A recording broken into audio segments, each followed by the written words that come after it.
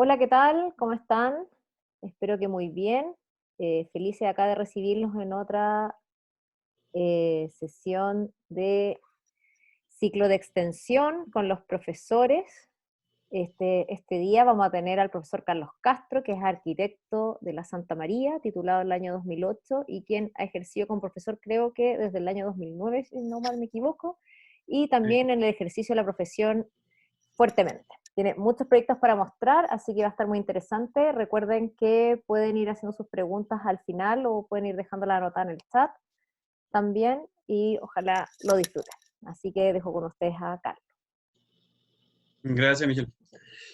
Ya chicos, lo que voy a presentarle hoy día es una especie de retrospectiva de todo lo que me ha tocado hacer como profesional de la arquitectura, dentro de una oficina que nació en la universidad que se llama Tetralux Arquitectos, la cual la conformamos tres arquitectos de la Santa María, pero que actualmente quedo yo solamente y con otros nuevos socios que son de otros rubros, de otras profesiones, lo cual generó que se armara un equipo multidisciplinar en nuestra consultora ahora. Ya no somos solo arquitectos, somos más profesionales.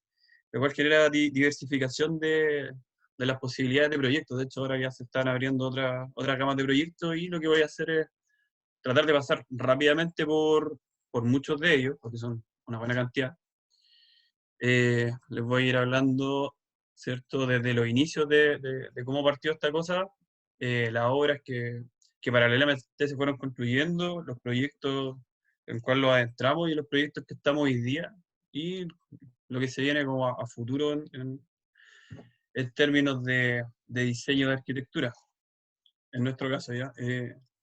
Lo que viene acá es un mosaico de un portafolio de trabajo que nosotros comunicamos a los clientes. Son imágenes de la especie de tres gamas de proyectos, los experimentales que eran ligados a la reutilización de desechos, arquitectura como tal, ¿cierto? En términos de edificación, que son tres proyectos que yo antes de formar parte de Tetralux ya lo estaba realizando junto a otros arquitectos de la Santa María, junto a José Luis Prieto, a Nicolás Ortiz y a Fernanda Gutiérrez, uno en cada proyecto.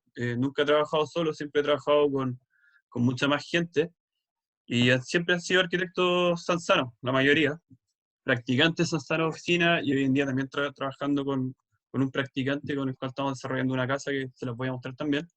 Y lo que está abajo son cosas proyectuales que han quedado como proyecto, pero que también es interesante mostrarlo. Entonces, toda esta investigación inicial que nosotros tuvimos significó que nos invitaran a hacer una charla en TEDx Santiago, y voy a hacer una pasada muy rápida por acá, pero que explica un poco la metodología que está detrás de estos proyectos. Entonces, estas imágenes iniciales, ¿cierto? Son fotografías de fenómenos naturales, llamémoslo, o lugares naturales, que tienen la particularidad de que la expresión de su forma proviene de la repetición y la acumulación de componentes. En este caso, por ejemplo, aves, ¿cierto?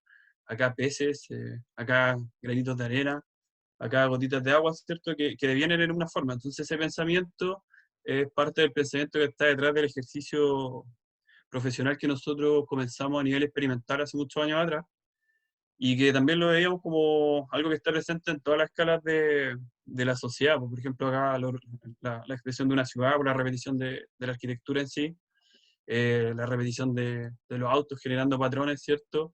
El atochamiento en los metros, dado por la gente, la locura, ¿cierto?, por la psicosis comercial, y todo esto en realidad haciendo como un tanto una crítica al estado social que hoy en día se manifiesta en crisis también por una pandemia y múltiples cosas, contaminación, etcétera, y que tiene una cara súper fea en contraste a lo que nos propone la naturaleza como tal. Entonces, dentro de esta misma lógica como de la repetición, la acumulación y los efectos por conjunto de los componentes en sí, hubo un momento en que nosotros comenzamos a generar arquitectura desde la basura, producto del proyecto título de Pablo Campos, del cual yo tuve la oportunidad de ser profesor correferente y que después saltó en que se genera Tetralux Arquitecto, producto de un proyecto que nos adjudicamos con ellos para hacer un árbol de Navidad para MetroGas, que lo voy a mostrar también.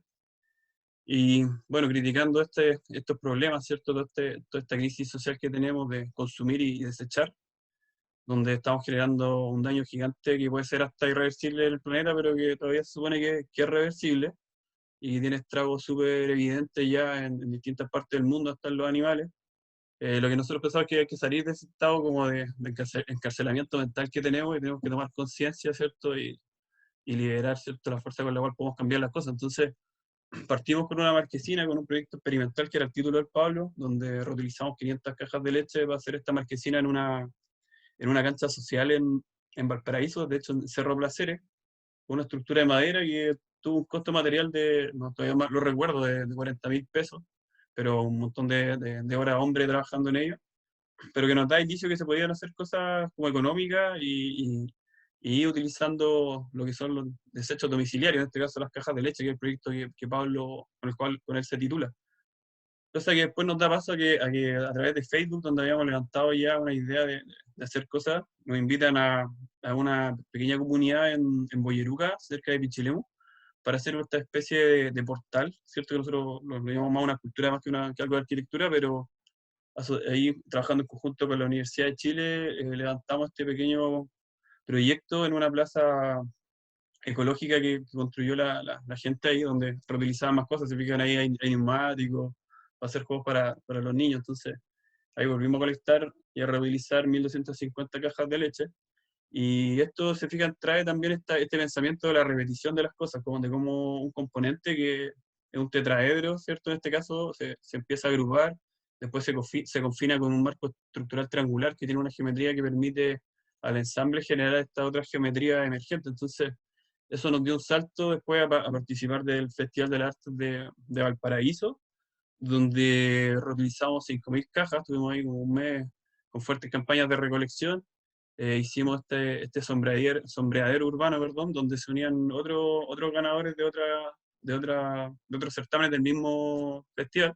Por ejemplo, todas estas piscinas de arena estaban hechas con pallets, era otro equipo, y lo que ven acá arriba del techo, ahí con unas cositas naranjas, eran unos dispositivos que emitían sonidos como pajaritos respecto de cómo cambiaba la, la inserción del sol dentro del espacio. Entonces se armaba un espacio súper interactivo ahí en plena plaza Aníbal Pinto, y ya el proyecto como que empezaba a crecer de envergadura, ya eran 66 paneles triangulares que tuvimos que fabricar. En todo este proceso fuimos arquitectos, diseñadores, gestores, constructores, todos. Tuvimos desde que diseñamos las cosas en el computador hasta que tuvimos que montar los proyectos, desmontarlos y después ver qué hacer con ellos. Ese mismo sombrero después se trasladó a la universidad, como era desmontable, y estuvo ahí en el patio de la piscina y tuvo una súper buena recepción. Los estudiantes lo utilizaban bastante, iban a descansar ahí en los horarios de recreo, ¿cierto? Y una vez que ya hacíamos estos proyectos, ya no, saltamos de escala y la empresa Metrogas, como les comentaba, nos invitó a hacer un árbol de Navidad corporativo. Entonces, ellos todos los años cambiaban el material a utilizar, en este caso seguían siendo cajas de leche, y aquí las cajas de leche las utilizábamos como hacia la cara exterior, o sea, sacábamos la cara interior hacia el exterior, que por dentro era aluminio, y con eso lográbamos generar estos componentes como guirnalda, una estrategia que después seguimos utilizando durante todos los años que trabajamos en este proyecto. También como reutilizamos la estrella, las luces LED, ¿cierto? La estructura acero, que también ellos ya la tenían, entonces nosotros nos adaptamos a esa estructura existente, la montamos, después la desmontamos. Después en otra ocasión hicimos este mismo árbol, lo repetimos, pero cambiamos el revestimiento y aquí usamos un pendón publicitario que eran 50 metros cuadrados, el cual lo mandamos a confeccionar a la empresa Espacio Cubierto, que es una empresa donde trabaja otro exalumno de la universidad que se llama Felipe Alvarado, que se dedican a hacer estadios y cosas así con tensoestructura. Entonces trabajamos siempre con un sistema prefabricado, la construcción en seco, para poder generar la menos cantidad de desechos posible y traer casi todo listo, montar y desmontar y generar un impacto cero en los lugares. Después reutilizamos 17.500 bolsas plásticas para hacer el tercer árbol, y eran bolsas envolviendo bolsas. Conseguimos con triciclo unos paquetes prensados de bolsas gigantes que venían llenos de porquería, pero las clasificamos, las ordenamos por tamaños, colores, y después fuimos encontrando la manera de cómo embolsarlas, y como habían una bolsa que se repetía mucho, que era el azul, y otra en blanco, generamos una espiral, ¿cierto?, para poder envolver ahora el objeto en sí. Si se fijan, siempre hay más detalles que van apareciendo, por ejemplo, las estrellas de acrílico, aparecen estas coronas que tensan las guirnaldas, todo ese sistema está pensado y siempre ha estado diseñado, ¿cierto?, previamente a través de modelación computacional y después con fabricación digital mezclada con fabricación análoga, o sea, la estrella es fabricación digital, pero ensamblada a mano, obviamente, esa corona es fabricación digital con corte plasma, ensamblada después por soldadura, y todo lo otro ya eran trabajos artesanales que hicimos con varios estudiantes de la carrera, y que después de esto, también en paralelo, mientras, recuerdo, hacíamos, creo que el de PVC, Coca-Cola también nos contacta porque hay un gerente allá que trabajaba, que era de exalumno, que vino a ver unos proyectos de innovación, justo estábamos ahí, nos llama y nos piden este encargo que era ya una cosa mucho mayor, que eran 40 metros de altura de un árbol de Navidad que tenía que estar puesto en esta fachada de vidrio del edificio Coca-Cola Andina. Entonces tuvimos que montar una estructura arriba de acero, sacar unos ventanales, soldar unos conectores acá, intervenir uno de estos pilares gigantes de concreto con pernos de anclaje para poner el soporte, esta especie de grúa y el árbol lo armábamos en el suelo y después lo levantábamos, lo izábamos. Y tenía también un sistema de iluminación LED Arduino que lo programó un técnico de la sede. Y lo que hacíamos nosotros era, ¿cierto?, pintar estas botellas, colocarlas en unas cuerdas gigantes, envolverlas con el sistema LED y después izarlas hacia la parte superior. Eso también fue en paralelo con la oportunidad de usar un espacio de la universidad que nos facilitaron, que era un lugar que usaba Pedro Serrano, me acuerdo, para poder construir su refugio en la Antártida. Justo coincidió, así que tuvimos el chance de poder generar el proyecto, gestionarlo y, como les decía, también trabajar en él, armarlo y después montarlo en el edificio. Entonces, toda esta experiencia como de investigación ligada a la sustentabilidad y al diseño generativo, como que nos empezó a cuestionar qué podíamos hacer después, dónde podíamos trabajar como arquitectos, ¿cierto? Pero ojalá ya yendo un poco más a la disciplina como tal, a la edificación. Entonces, como que concluimos que la isla eran los lugares donde más se ve afectado el tema de la contaminación. Así que nos compramos unos pasajes, nos fuimos a Rapa Nui, y previamente gestionamos toda una red de contactos para poder llegar a conocer gente allá. Justo la pianista Mahani Teae tocaba aquí en el Teatro de la Santa María, el Aula Magna, perdón. Y ella nos dio un nexo que nos acogió muy bien allá, la ONG Toki, con quienes comenzamos a trabajar en el desarrollo de algunos proyectos, ¿cierto? Tratando de rescatar ciertas particularidades de la arquitectura ancestral que tenía Rapa Nui. Por ejemplo, si ven ahí, son unas viviendas que están en el cráter de este volcán que les mostraba acá al principio. Están acá en este pequeño corner de ahí. Y con ellos, que ya habían hecho un edificio con Michael Reynolds, que es un arquitecto de Estados Unidos que trabaja con la basura, le dicen en The Garbage Warrior, de él, habían logrado levantar esta escuela de música gratuita. Entonces ahora lo que querían hacer eran edificios complementarios para el mismo espacio donde se enseñaba, ¿cierto?, la música, tener ojalá un lugar donde hacer los conciertos y otro lado donde poder generar incentivos al emprendimiento local y la gestión cultural. Fue así como, aquí les muestro un proyecto un alto proyecto de uno de los edificios, comenzamos a diseñar estos dos edificios que les comentaba y que estuvieron bajo fondos de gobierno. Este en particular, el MARAE, estuvo muy cercano a conseguir un fondo de construcción, pero lo que ocurrió fue que había un problema con los comodatos de terreno, por lo tanto el fondo tuvo que ser cancelado y quedó el proyecto completo con todas sus especialidades, pero a espera de que algún día se genere la, ¿cómo se llama? El levantamiento de fondos para poder construir el proyecto en el lugar. ¿Ya? Entonces, esto como primer capítulo. Ahora lo que voy a mostrarles es como en paralelo, ¿cierto? Es toda esta lógica de trabajar con sistemas paramétricos, estar ligado al mundo de la ecología, también fue generando ya una apertura a otro tipo de proyectos. Voy a mostrarles ahora, aparte de estos proyectos, de lo que son estos proyectos de Rapa Nui, en qué terminaron también posteriormente que fueron diseñados. Entonces, voy a buscar acá. Vamos a abrir acá Rapa Nui. Vamos a partir por el Marae, que es el proyecto de mayor tamaño, este que está acá.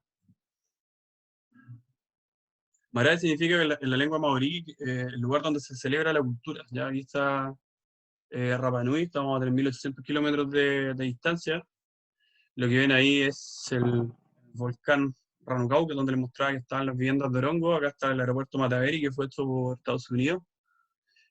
Principalmente la pista, el aeropuerto se hizo después. Jangaroa, que es el lugar de asentamiento urbano que tiene la isla, que modificó la cultura ancestral, porque antes todos ellos vivían en la costa, ligados a la alimentación y a la pesca, obviamente, pero ahora como esto se urbanizó, llegó la ciudad acá, se concentró acá, y acá en este otro espacio está Toki, que es la ONG que trabaja con la música, ¿cierto? La enseñanza de la música para los chicos, y también la danza, y también los cultivos libres de químicos y todo eso. Entonces ese es el lugar que nosotros teníamos para proyectar el Mara, el que está acá está la escuela de música, acá están los paños de cultivo, acá en el centro es donde después se proyecta el siguiente proyecto, Manga.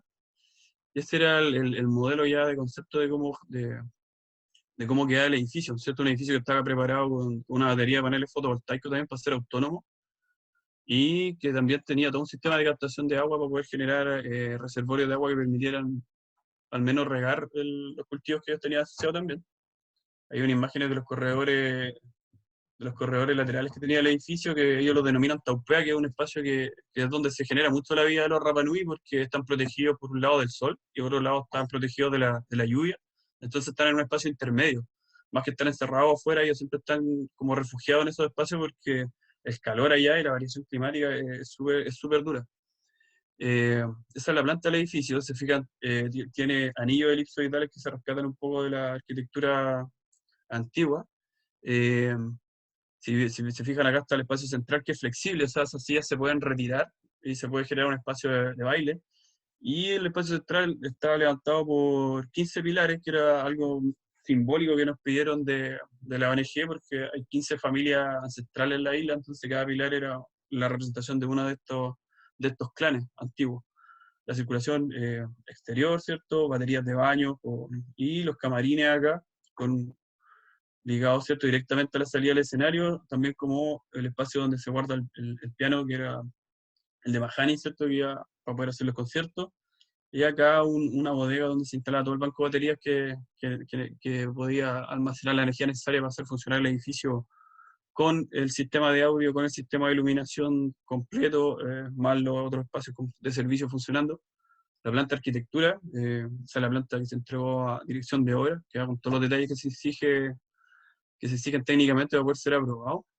Esta era la estructura de madera que proponía el edificio. La gracia era usar madera para poder seguir con esta línea ambientalista, ¿cierto? Ya que es un material que por la renovación se considera que no contamina, sino que aporta, ¿cierto?, la disminución del CO2. Eso ya era bajo cálculo estructural, ingeniería que le hizo un equipo de ingenieros de la Santa María también. Y todos estos muros que nosotros utilizamos perimetralmente eran muros que, más que ser muros de roca, eran tabiquerías que permitían almacenar desechos dentro de ellos, ¿cierto? Eran como unos cajones, entonces ahí están, por ejemplo, los metros cúbicos que cada uno podía almacenar, y se enchapaban finalmente con piedras locales. O el sistema madera, ¿cierto?, que empieza a envolver el espacio central, todo el entramado de vigas, después la terraza habitable, que también permitía tener una vista panorámica del lugar, el sistema fotovoltaico con el cálculo, el espacio interior, ¿cierto?, desde las dos perspectivas. Los detalles constructivos, acá si pueden ver, hasta las bajadas de agua estaban diseñadas, los ensambles, todos los encuentros que tenían una solución técnica, y un proyecto que generó como 90 láminas de plano para construcción, porque tenía que ir así de documentado con tal de mitigar cualquier improvisación de construcción en obra. Eh, y estos son la arquitectura ancestral a las cuales mencionaba, que está Orongo, ¿cierto? Que esta población que está ahí arriba del volcán, donde se hacían unas competencias ancestrales bien, bien locas, pueden averiguar por ahí. Entonces, estas geometrías como ovaladas, ¿cierto? Estos espesores de muro, estos son los restos de las casas bote que decían ellos, todo esto lo tratamos de integrar con estos diseños de arquitectura. Y con ese mismo lenguaje, diseñamos el otro proyecto, que era el Centro de Gestión Cultural, que también rescataba esta idea de tener como las grandes cubiertas y las cosas que funcionaban bajo ellas, pero el programa era distinto. Lo que hacía era generar, ¿cierto?, bajo el techo un lugar para poder trabajar como nivel de emprendimiento, un cowork, servicio higiénico atrás, una cocina reglamentada bajo la normativa Ceremi, ¿cierto? Y de salud, y después una cafetería que tenía la extensión a todo este patio también. Entonces, volvíamos a utilizar el sistema constructivo, pero lo adaptábamos a otro programa, ¿cierto? Entonces, esa es la planta donde se podía circular libremente, ¿cierto? Sin tener como fondos perdidos. La estructura de madera también pasaba por ingeniería, sistemas de fundaciones, los conectores de acero, la cubierta ahí está con el programa, ¿cierto? Y repetíamos esta estrategia de almacenar desechos aquí en los muros, ¿no? Sistema de entramado de cómo se tenían que construir esos elementos. Después las protecciones solares con mallas, ¿cierto? Toda la carpintería del proyecto, mobiliario, cubierta y también paneles fotovoltaicos para poder surtir de energía al proyecto, porque acá no llega la red eléctrica en este lugar. Hay que tener sí o sí energía fotovoltaica, no están conectados a la red de la ciudad que tiene Rapa Nui en esos lugares. Eso es como uno de los capítulos, ¿cierto? De las cosas que hemos hecho. Después, voy a volver acá. Rapa Nui, como les comentaba yo, paralelamente venía, antes de Tetralux, haciendo un trabajo paralelo de arquitectura. Les voy a mostrar acá la planta, una de estas casas. Este es el primer proyecto que tuve que hacer de arquitectura, donde me invitó José Luis Prieto a trabajar. Y esto ya era edificación en ciudad, pues entonces hicimos una casa donde nos encargaban que ojalá el espacio de la cocina fuera lo principal. Entonces, esta casa la llamamos como la casa centrífuga porque toda la programática se daba en una relación de ejes que eran centrifugados respecto a este espacio central que era la cocina y era un espacio súper abierto. Voy a buscar fotos acá, para que puedan ver cómo después esa planta de arquitectura se transformó en la vivienda, con una piscina, con unas terrazas, barandas con asientos, tratando de utilizar al máximo los espacios. Ahí está el acceso de la casa. Una casa bastante difícil de construir porque eran puros muros curvos y la hicieron con materiales pétreos, entonces un buen desafío. Las escaleras, ¿cierto? Algunos detalles que el mismo mandante empezó a colocar ahí. El interior del espacio, por ejemplo, el living, comedor, cocina, ahí se puede ver que la cocina está directamente conectada, tenía un tragaluz también que seguía todo el recorrido solar. Y algunas cosas que rescataron de la propia casa, con esta lámpara súper antigua que empezaron a decorar el interior de la vivienda. Ahí todavía estaba en obra el proyecto, tenía también un tragaluz cenital acá. Y la cocina después ya cuando está siendo habitado, con todo el mobiliario, los artefactos, la mesa, etcétera. Ahí se ve también una puerta que va hacia el patio trasero de la casa en sí. Y ahora casi tengo otros planos para mostrarles. Esa es la planta baja de la casa había un camarín con un pequeño baño que es para poder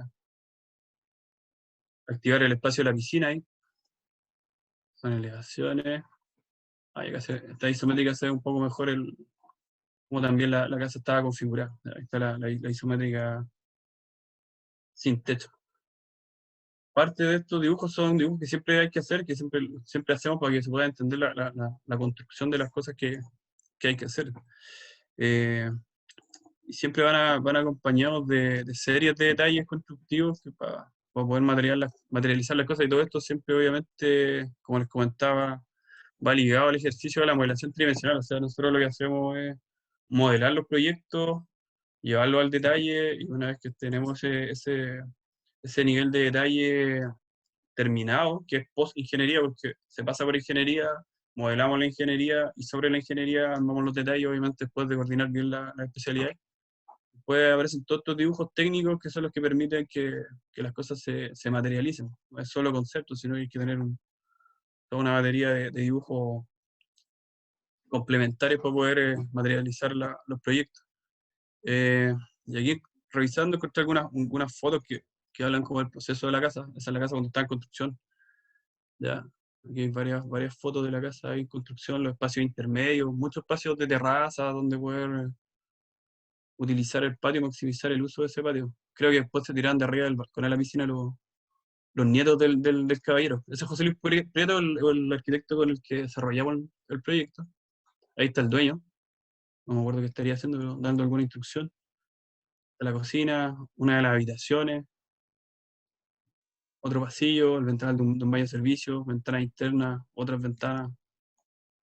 Una casa bastante loca y rara de habitar, yo creo, porque tiene una geometría bien agudizada en algunas partes, el espacio abajo, las ménsulas y que soportaba la terraza, las ventanas, la estructura de acero que permitía generar ese espacio ahí también. Y así.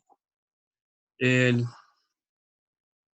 otro proyecto que estaba en paralelo mientras, o previamente a Trelux, ya no me acuerdo si era previo o cuando estaba acá, era, voy a buscar acá, una compañía de bomberos, ya, lo voy a mostrar aquí,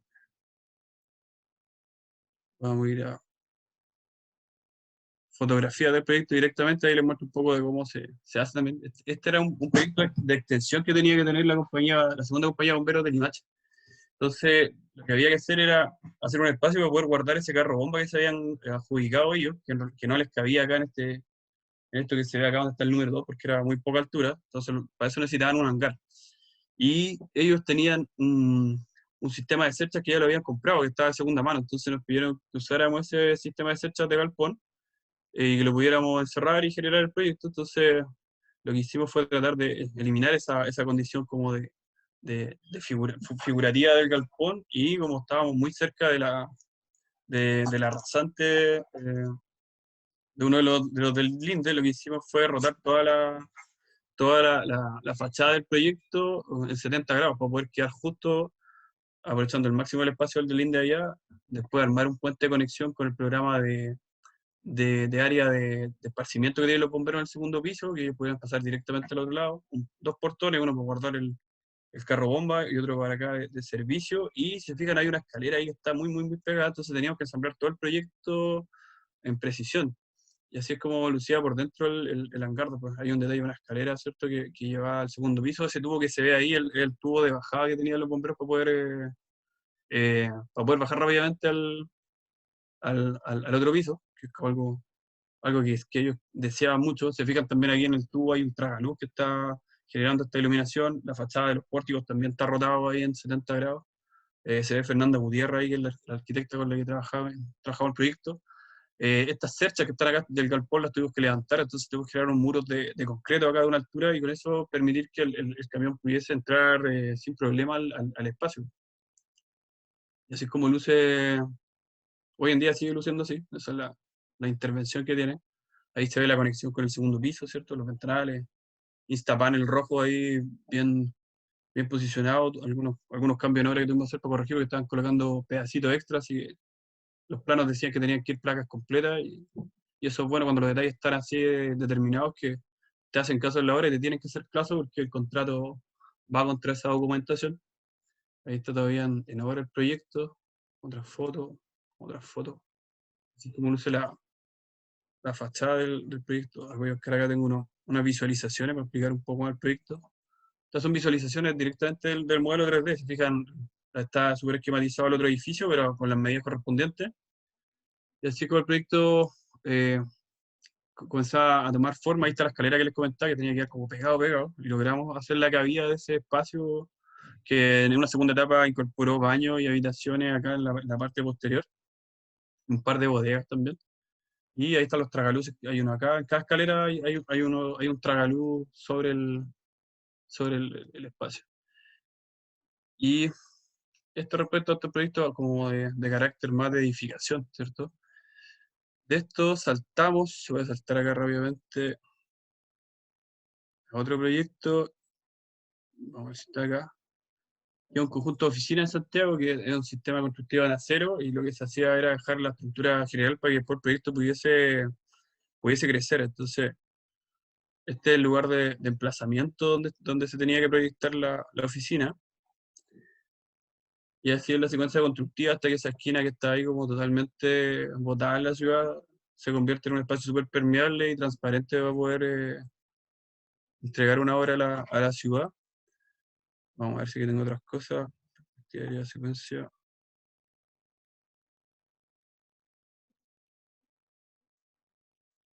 Y acá les voy a mostrar un poco el origen de cómo partió esto. Estos son render ahí de cómo volando un poco la cosa. Así partió este proyecto, que era una pequeña oficina, después migró a ser un edificio más grande. que se pensó en etapas. Nosotros generamos la etapa que está ahí, la segunda etapa. Así como la volumetría del proyecto tenía que ir creciendo, y ese era el modelo conceptual previo a que esta cosa se tornara ya en el edificio como tal. Voy a mostrar acá unas fotos que tengo de eso. Así como termina luciendo el edificio después, imágenes interiores ahí de cómo se genera toda esa fenestración lumínica al tener esas persianas exteriores. Edificio súper vidriado. La transparencia que ofrece, y al final es como que lo que es celosía, reja y todo se integra al borde y el edificio se toma de esa esquina de la ciudad.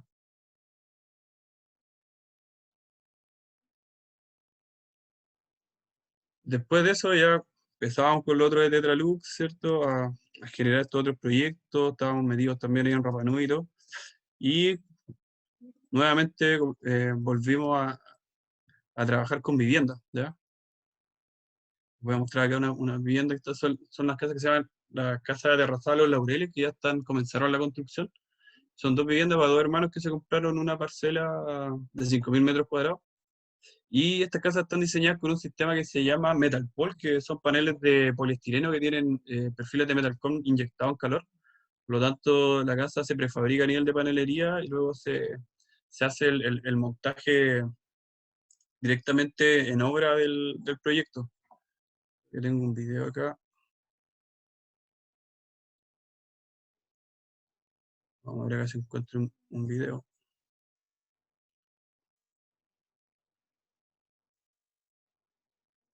Ya, un segundito.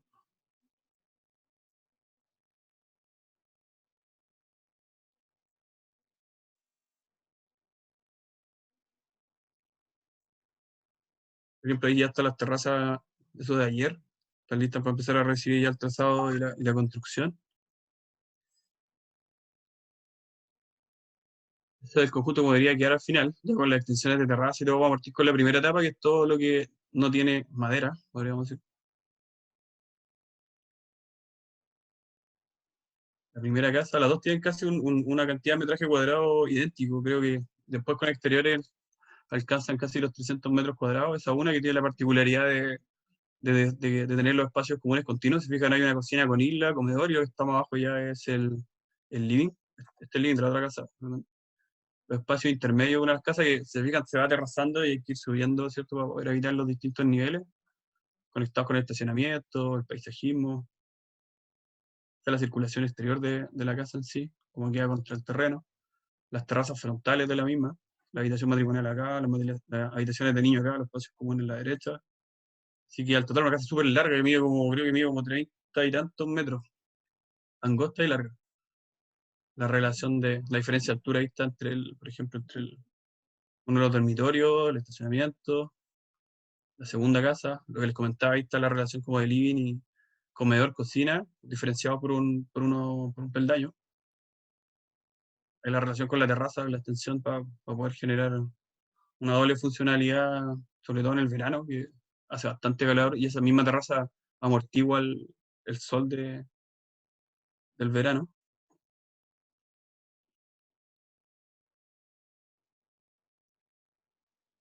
Desde otra perspectiva, voy a colocar un video acá que tengo, creo.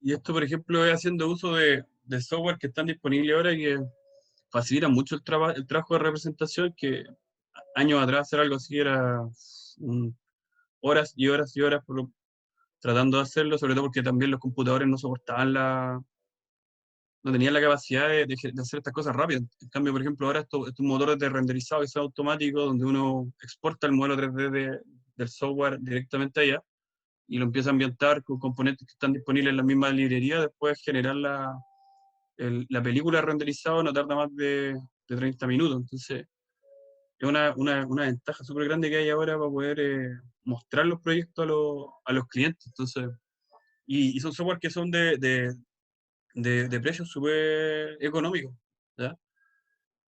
Otra vez de la arquitectura del rendering, hay gente que se dedica solamente, por ejemplo, a hacer rendering y cobra unos precios súper elevados. Nos ha tocado algunas veces generar ofertas donde teníamos que subcontratar servicios y ahí nos hemos dado cuenta que el render es una posibilidad de trabajo súper atractiva, pero que también se puede internalizar, ¿cierto? Cuando se hace uso de tecnologías que facilitan las cosas. En este caso, el motor de renderizado se llama, o sea, Twinmotion, no sé si lo ubican, que es muy parecido a otro motor de renderizado que también está disponible, pero tiene la ventaja que es muy barato, vale como $200, creo, la licencia.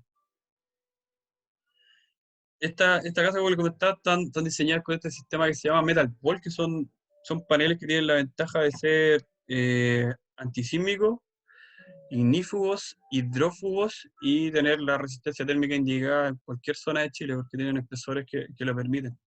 De rápida construcción, genera muy poca basura en obra, la construcción de la obra gruesa se limita probablemente a 3 semanas, entonces tienen varios beneficios y lo inventó un ingeniero civil de la universidad y de tener como él como 50 años más o menos y tiene su planta de paneles en Quilpué, por lo tanto él también ofrece el servicio del cálculo estructural y después la provisión material en obra.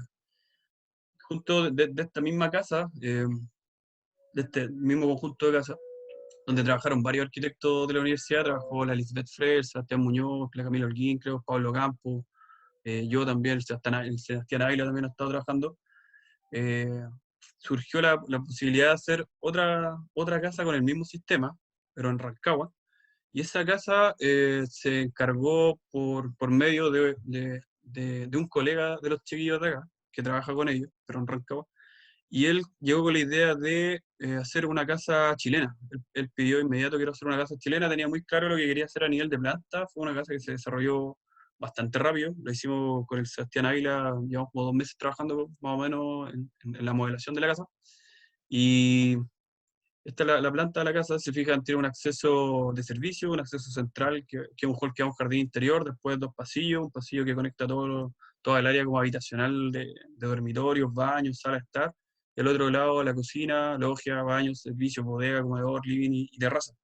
Y él partimos desarrollando la planta de la casa, eh, y le presentamos 2 versiones, la versión moderna y la versión colonial.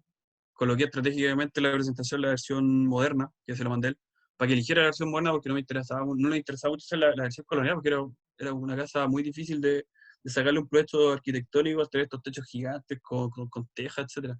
Este es el resultado de cómo queda esta casa, una casa de 310 metros cuadrados, donde ya venía todo el aprendizaje de esta otra casa de los Laureles, por lo tanto el, el- la flexibilidad de diseñar está como asumida, las dimensiones de los paneles también, y fue una casa que fue muy rápida en cuanto a términos de diseño. Ahí están los accesos, cambiando niveles, ¿cierto? Los jardines que también empiezan a colaborar ahí con el paisajismo exterior de los recorridos. El mismo sistema de renderizado para poder mostrar la casa, ¿cierto? Ahí está el jardín interior, o sea, el jardín exterior que da con el hall de acceso, que tiene un ventanal gigante. El acceso en sí. Esta es una versión de propuesta que hubo de la casa en su momento, ahora ya está más avanzada y tiene otro nivel de terminaciones, se los voy a mostrar también. Esta es como está la versión moderna, ¿ya? Entonces, esta versión moderna, mismo sistema de paneles, también la presentaba en la versión colonial, que era la casa chilena. En realidad, esta casa la llamamos casa chilena porque partió desde acá, partió de la parte colonial. Y eso como quedaba como una versión colonial de la casa, ¿ya? La misma planta, absolutamente igual, pero con un cambio de techo. Una casa que es seguramente muy agradable de habitar, con los mismos espacios, que son con dimensiones bastante grandes, más allá de lo normal, pero que arquitectónicamente no relucía mucho. Entonces, logramos convencer al cliente de que se quedara con la versión moderna. Así que ahora lo que estamos haciendo es desarrollar la casa en esa versión. Estamos todavía en la etapa de proyecto, obviamente.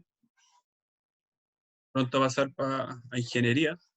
Y esa casa, después ya de varios ajustes, ya termina adquiriendo otros detalles. Colocamos también, para poder bajar costos, algunos pilares para resistir ciertos voladizos. Dimensionamos ya los techos respecto a las pendientes de aguas que va a tener, ¿cierto? Empiezan a aparecer otros forados acá, se alinean ciertas cosas, pero la casa en sí sigue conservando esa relación volumétrica que tiene. Se limpian algunos espacios de ventanas porque el cliente los quiere así, para poder tener más permeabilidad, ¿cierto? Empiezan a aparecer también ya los diseños de rasgos, se aunan también otras cosas, aparecen estos box, por ejemplo, acá para poder estructurar todas estas ventanas salientes y se ocupan desde el interior como closet también. Se integra la escalera dentro de la terraza. Ahí están las caídas de agua también que tiene el proyecto en sí. Puertas, ¿cierto? Espacio interior, el living, comedor. La relación, por ejemplo, del living con las ventanas que da hacia el jardín, que se conecta directamente con la parte de la sala estar. Puertas que separan los ambientes desde el hall de acceso también. Ahí está el pasillo que tiene una altura superior a todo lo de la casa. El acceso a servicio, la terraza, una vista desde la habitación matrimonial hacia el otro lugar, otro desde la cocina hacia la habitación. Así es como debería quedar el acceso, ¿cierto? Con los peldaños, la casa se levanta 60 centímetros porque está sobre un sitio con napas freáticas que está debajo del nivel de calle, entonces para evitar inundaciones se genera esa plataforma primero y después la casa en sí. O sea, una vista como del acceso hacia la cocina.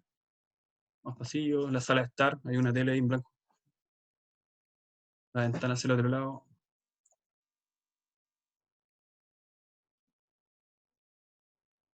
Y aquí las fotos de la maqueta virtual, donde ya se empiezan también a adquirir otros detalles. Por ejemplo, esto que están viendo acá, que tiene una especie de celosía, es el espacio donde se guardan los califos, ¿ya? Porque uno siempre, por ejemplo, cuando empieza a diseñar las cosas recién salido de la U, se le olvidan esas cosas. Se le olvida que hay califos, se le olvida que hay tableros de electricidad, se le olvida que están los ductos de ventilación, se le olvidan las bajadas de agua, se le olvidan muchas cosas.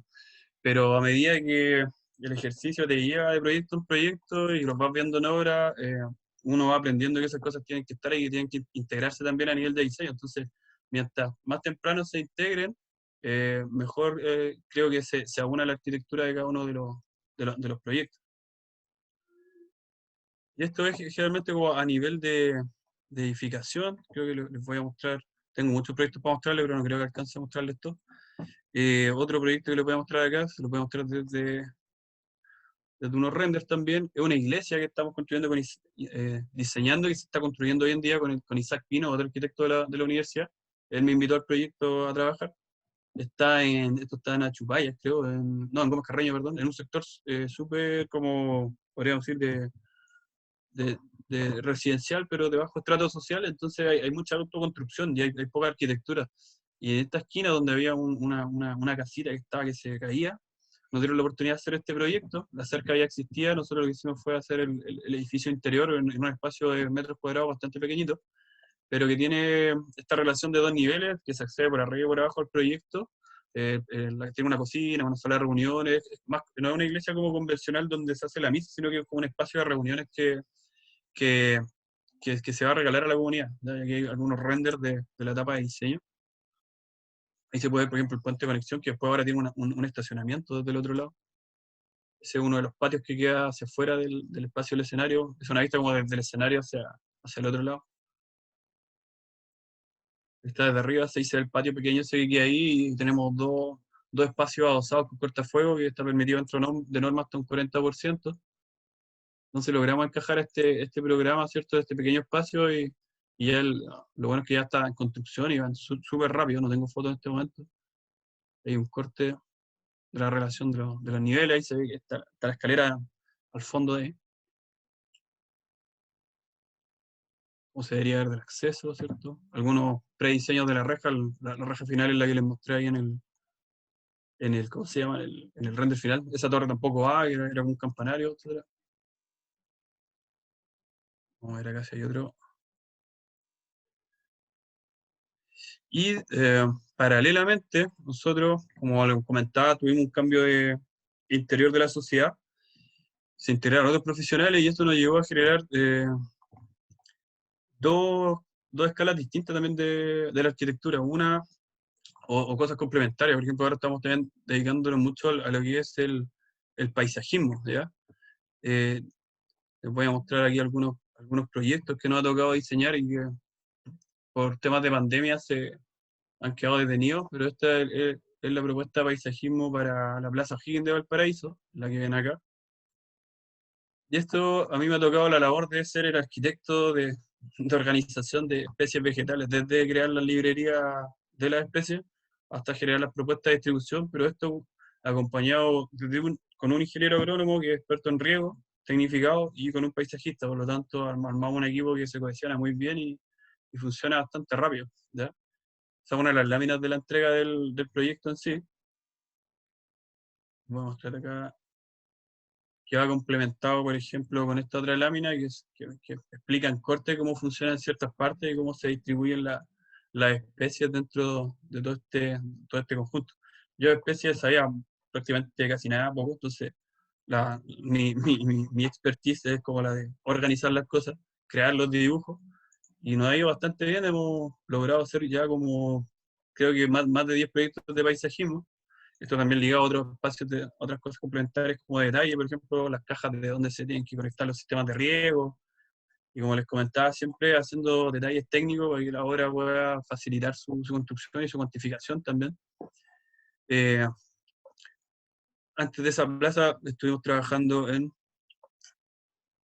proyectos que son de vivienda social, que nos invitaron a trabajar, nos invitaron a hacer las partes de paisajismo. Aquí, creo que está pegado. Vamos a sacar alguna acá.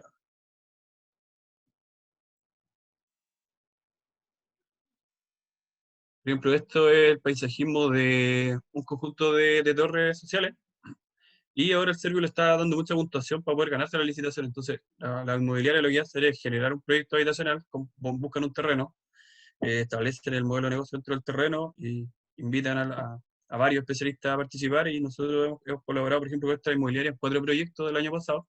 Este es uno de los proyectos, sí, que son proyectos súper escuetos porque los recursos son mucho menores, entonces hay que pensar también desde la parte monetaria lo que va a significar eso en ejecución, en términos de costos de planta y de riego, y lo cual lo hemos hecho súper bien porque hemos llegado a los presupuestos que se necesitan después en obra. Y gracias a esto, que puntúa mucho, por ejemplo, esta inmobiliaria, los 4 proyectos se los ganó, lo que significa que los proyectos se construyen y se construyen en totalidad, arquitectura y paisajismo, etcétera.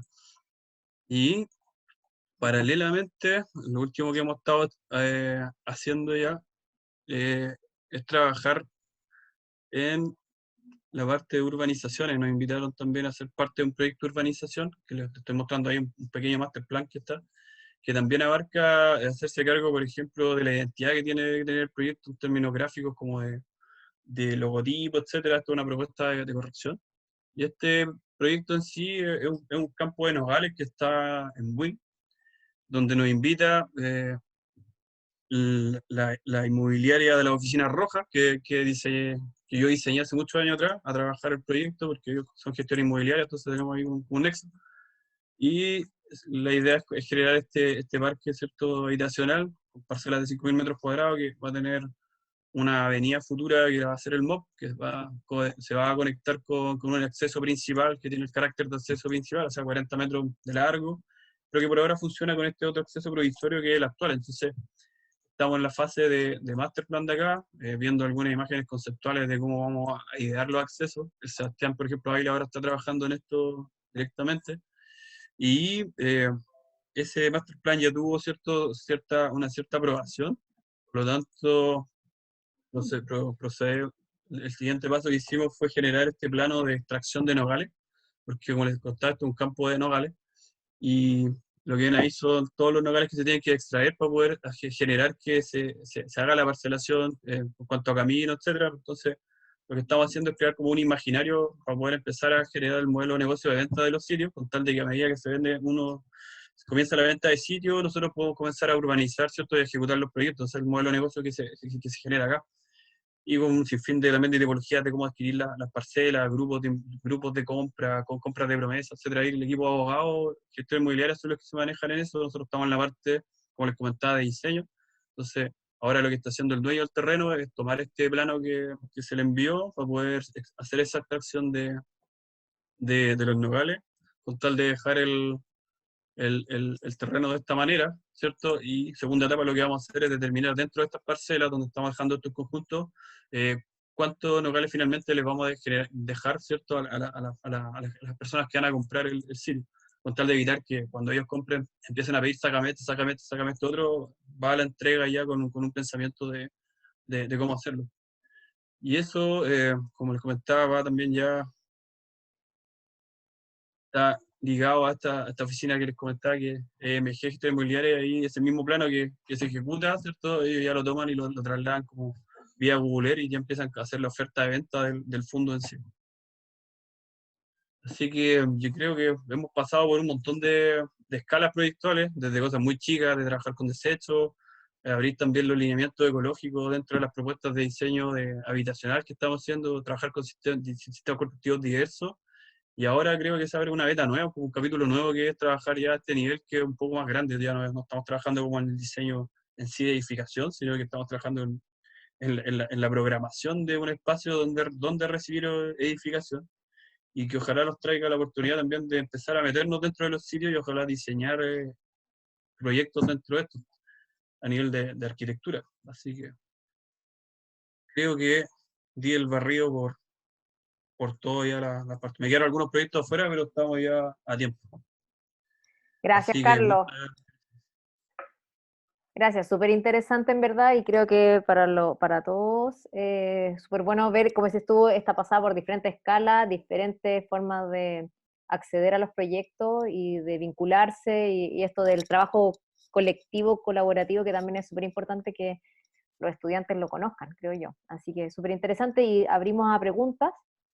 bueno, Digo, si es posible, puedan levantar la mano y así vamos ordenando.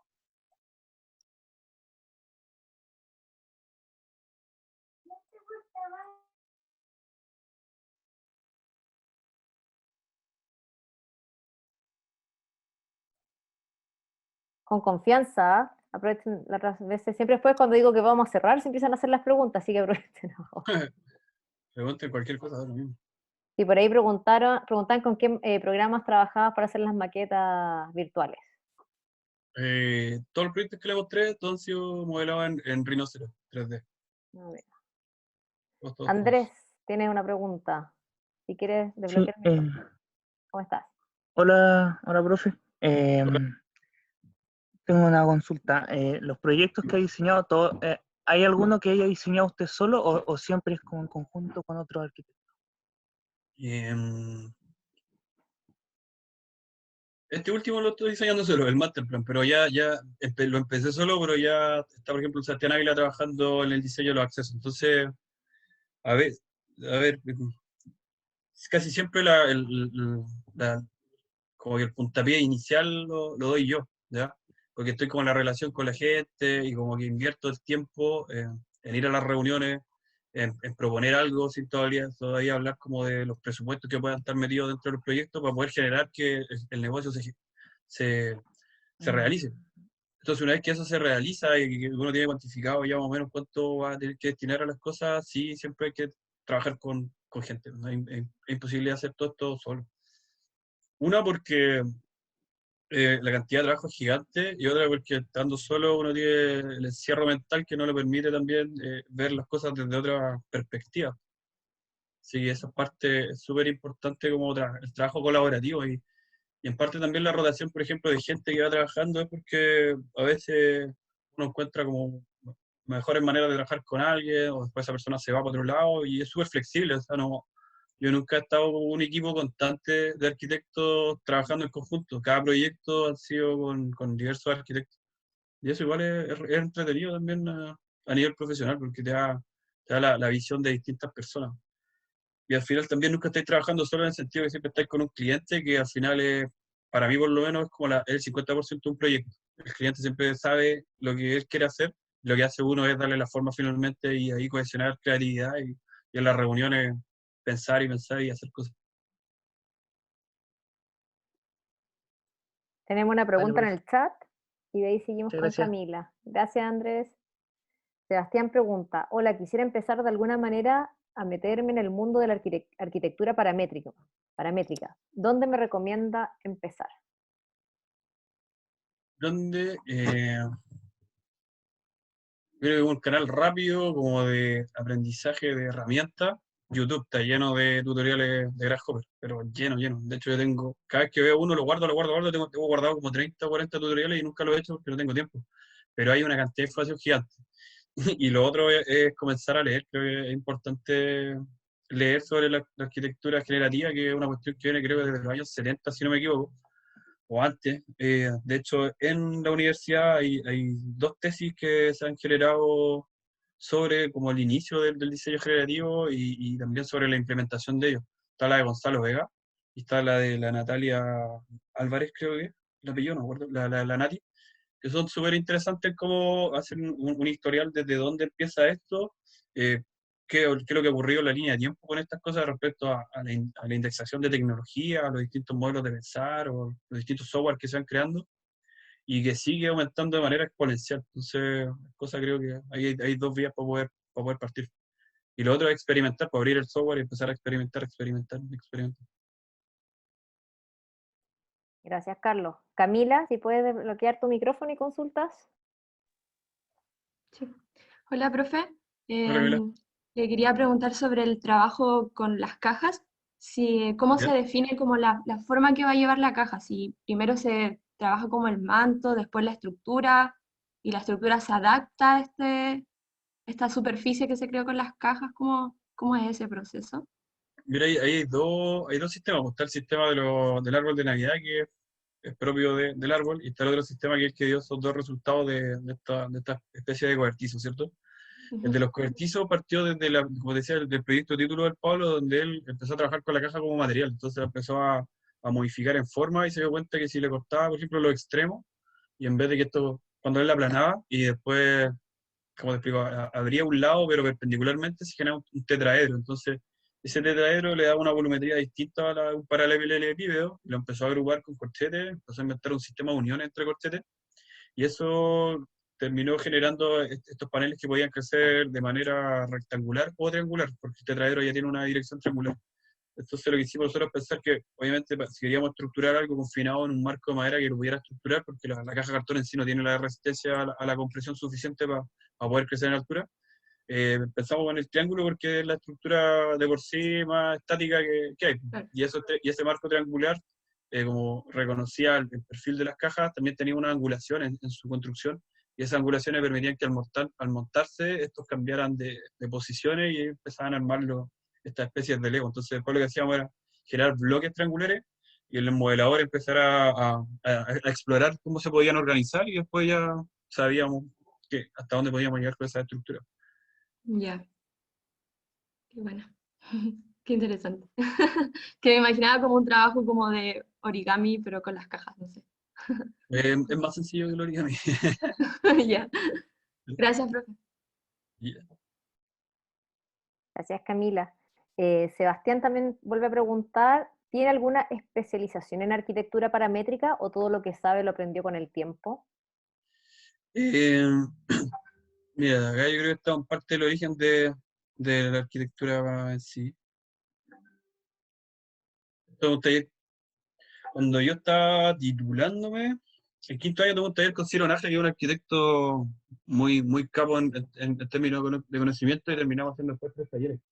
Este es uno de los talleres, voy a hacer súper rápido, voy a mostrarles, eran artefactos en el desierto donde teníamos que hacer captaciones de agua a niebla. Entonces aquí hay una maqueta, por ejemplo, de los estudiantes. Ahí el diseño paramétrico estaba totalmente inserto, pero está inserto desde la materialidad, el comportamiento material. Cuando sistemas materiales repetitivos se sometían a organizaciones de gradientes, se crean todos estos efectos formales donde las fuerzas en sí eran las que empezaban a determinar formas. De estos 3 talleres, creo que tuvimos un aprendizaje gigante, tanto yo como muchos alumnos, como también el Pancho, la Cata, que son los que hacemos talleres y tratamos de aplicar parte de este conocimiento. Y otro arquitecto que fue súper influyente, que también tuve que hacer un taller con él, donde ahí ya nos metimos derecho con la programación visual, Tristan Haddad, con el que hicimos eh, un taller de fabricación digital también y de programación en Grasshopper, que no tengo aquí la información, pero la puedo encontrar en internet. Y me acuerdo que hicimos un proyecto que eh, se llamaba Precise Parametric Permutation. Acá está en plataforma de arquitectura. Y a mí me tocó me acuerdo quedarme a cargo de poder terminar uno de los últimos proyectos, que era este que tenía 1200 componentes diferenciados, que lo ofrecíamos en CNC, lo programó Iñaki, un ingeniero mecánico de la universidad. Montamos la estructura como con, no me acuerdo cuántos, miles de remaches, íbamos luego remachando, pero justo hubo un paro estudiantil que dejó un lapso como de 4 meses, y esos 4 meses, como no teníamos que hacer clases, yo lo aproveché con otro exalumno que se fue de la universidad, no terminó la carrera, terminamos de montar esta estructura.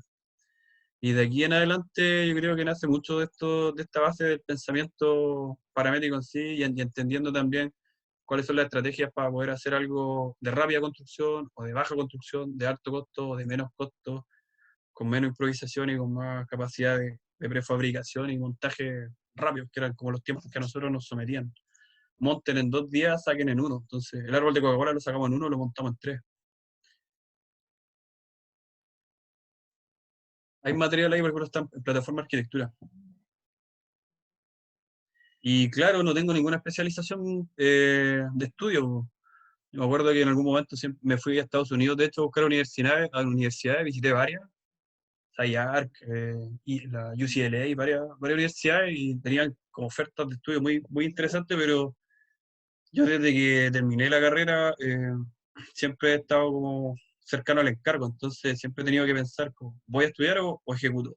Y decidí ejecutar, y eso nos ha llevado, yo creo, a la condición que estamos ahora, que al final igual es una especialización, no en la academia, sino que es una especialización en el ejercicio profesional. Y obviamente, siendo profesor durante todos estos años, la cantidad de aprendizaje que hay es gigantesco. O sea, cada taller, cada proyecto que vemos, cada cosa que los estudiantes, que ustedes mismos hacen, para nosotros es un aprendizaje constante. Y de alguna manera, directo o indirectamente, yo creo que se conecta directamente a los proyectos que estamos diseñando afuera.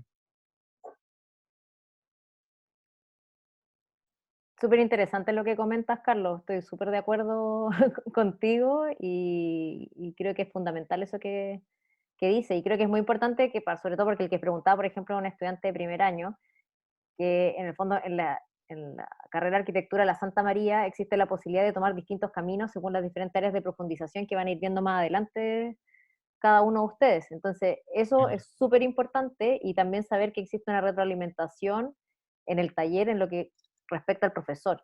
Yo estoy totalmente de acuerdo contigo en ese aspecto, así que muy, muy interesante que haya salido ese tema.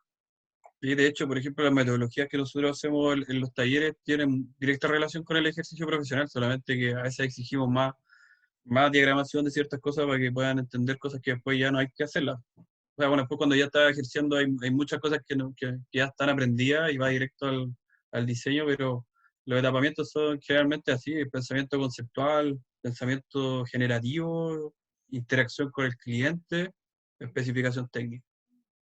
Y eso yo creo que somos capos aquí en la Santa María. O sea, al menos yo no sé muy bien cómo funciona la malla hoy en día, pero a mí me tocó una malla curricular que era de 4 matemáticas, dura, física toda la carrera, era mitad taller, mitad técnica. Entonces, esa misma instrucción técnica, y siempre ligado a la parte científica, es una cosa que después, cuando uno está en el ejercicio profesional, facilita todo, facilita entender lo que hace un ingeniero civil, lo que hace un eléctrico, lo que hace un proyectista sanitario, lo que hace un proyectista acústico, etcétera. Y la relación que yo he tenido, por lo menos con los ingenieros civiles, que siempre han sido sanzanos, de hecho, Ricardo Luna, Francisco Tone, Francisco Díaz, bueno, y otros más, es que nunca he tenido que modificar un proyecto por ingeniería. Siempre las estructuras han estado bien determinadas en su posición, por lo menos. Entonces, a lo más han habido cambios de sección, ¿cierto? De cómo tienen que ser las cosas, pero ahí a que digan, no, coloca un pilar acá, saca un pilar acá, eso doy la gracia de que no ha sucedido, y eso es gratificante, porque ellos mismos comentan que dicen, chuta, tus colegas de la universidad de allá están pensando en cuestiones que no se pueden hacer, y crítica, crítica, crítica. Pero cuando trabajamos juntos es como fluido, va todo rápido, no hay problema. Acá aparece otra pregunta de Constanza. Hola profesor, quería preguntarle si alguna vez existió la posibilidad de desarrollar un proyecto de vivienda ligado a la reutilización de materiales. Llegado a la reutilización de materiales, no, creo que nunca lo hicimos, pero en algunos momentos pensamos en las aplicaciones que podían tener estos sistemas de las cajas de leche, y más que desarrollar la vivienda en sí, eran aplicaciones que permitían, por ejemplo, generar espacios intermedios para ciertas cosas. Pero pensarla desde cero no lo hicimos. Sí, en Rapalui hay una casa que está hecha como desde cero con, con materiales de desecho, porque tiene una prensa para prensar lata. Por ejemplo, todos los tabiques son estructura de madera con bloques de latas prensadas.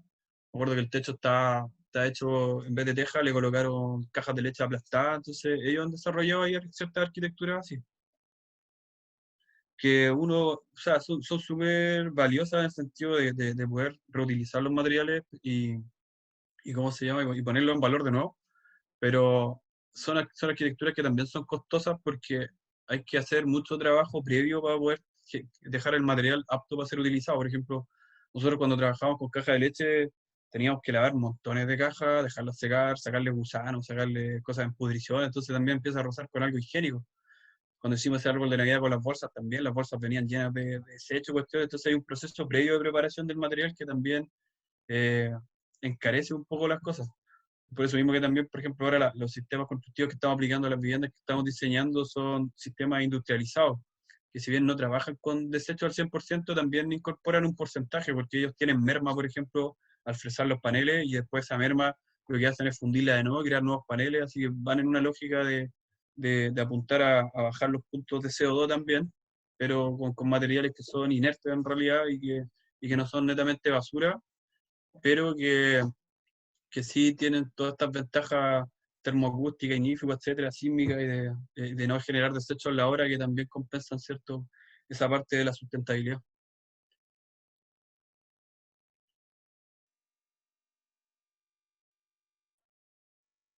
¿Alguna otra pregunta, chicos? Aprovechen, que todavía tenemos unos minutitos. Pregunta Sebastián Honores, ¿en qué año hace clases? Ya se quiere ir a la clase con el profesor Carlos, Sebastián. A mí me toca desde tercero hasta título, generalmente. He hecho talleres avanzados y talleres formativos. Estos últimos 2 semestres han sido formativos, 352 los dos. Pero el año pasado me acuerdo que me tocó 352 y hice un taller avanzado con Pedro, que hicimos el taller de la ciudad flotante, que está colgado en YouTube. De hecho, los videos, donde hay unos proyectos súper grosos también, ahí pueden echar un vistazo. Así que dependiente ahí, el que decide los talleres no soy yo. Sí, tengo al jefe de carrera. Carlos, sería súper bueno que dijeras cuál es quizás tu Instagram o si tienes una página web donde puedan ellos verlo, o esto que dices tú que están el canal de YouTube quizás donde están los... El Instagram de Tetralux, @Tetralux Arquitectos. Déjame buscar acá. Les voy a dejar también acá está la página web que no está en realidad, porque nuestra página web está en modificación. Pero si ustedes van acá a tetraluxcl/projects/ van a encontrar acá varios proyectos que si bien no están actualizados, sí tienen, por ejemplo, memoria y cosas así. Por ejemplo, acá están las oficinas, acá están las instalaciones. Hay más cosas, de hecho, acá hay hasta un punto limpio que hicimos por ahí en algún momento, con un container donde lo reutilizamos, le colocamos los paneles. Y acá van a encontrar las memorias descriptivas de cada uno de los proyectos. ¿Ya? Y bueno, está eso, que el web. Vamos a cerrar acá. Está el web, está esto acá. Plataforma de arquitectura, hay un par de publicaciones. Y en Facebook también tenemos una página. La voy a buscar acá. Me dan un segundo.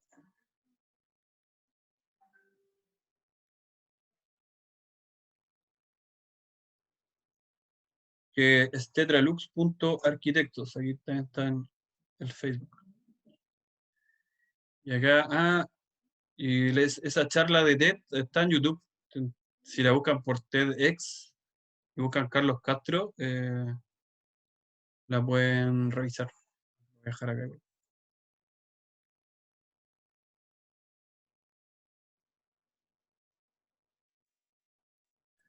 Gracias Luis por anotar las páginas.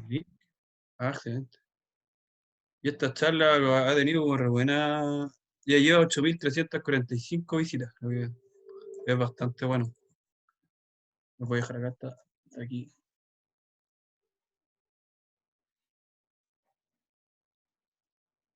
Yo ahí busqué, por ejemplo, ahí TEDx, Carlos Castro, y ahí les va a salir la charla. Que en parte de la charla que vimos hoy día un poco, pero con el relato oficial. Una instancia re grosa, trabajar en esta charla es una preparación como de un mes anterior, donde hay que presentar la ponencia, corregirla, volver a presentarla, grabar video, saberse el speech al 90% por lo menos, coordinarlo con todas las imágenes, porque las imágenes van automáticas, entonces uno tiene que ir súper coordinado. Si uno se pasa 15 minutos, la charla no se sube. No sé, tiene todas unas restricciones, pero la gente te prepara muy bien porque te envía videos de cómo, que explican cómo hacer una charla, otros que te explican cómo hacer un relato entretenido y, bueno, un sinfín de cosas. Una plataforma súper potente. Sí, qué buen formato ese, súper entretenido. Sí, grosso. Así que aprovechen de echarle una mirada, chicos. Nosotros igual después, a los de primero por lo menos yo les voy a pasar todos estos datos para que los tengan a los que no pudieron venir. No sé si queda alguna otra pregunta para que vayamos cerrando para los que tienen taller en un ratito más.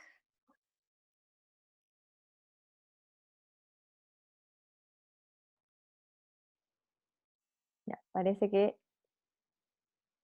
estamos. Cerramos. Súper. Cerramos.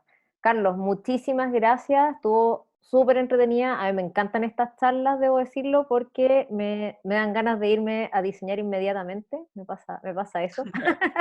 Me dan ganas de ponerme a hacer cosas. Y creo que si me Sí. pasa eso a mí, a todos los estudiantes que están viendo, debe pasarle lo mismo. Así que muchas gracias por tu tiempo, por la presentación, súper entretenida. Y gracias a María, gracias a la Tati, que me ayudan con todo para que esto esté sucediendo y esperamos que Súper. prontamente en el canal de YouTube esté también esta charla para que le cuenten a los compañeros que no pudieron verla. Sí, pues Así, gracias a usted igual por la invitación, aunque me pilló de sorpresa también, porque se me había olvidado. Creo que cumplí.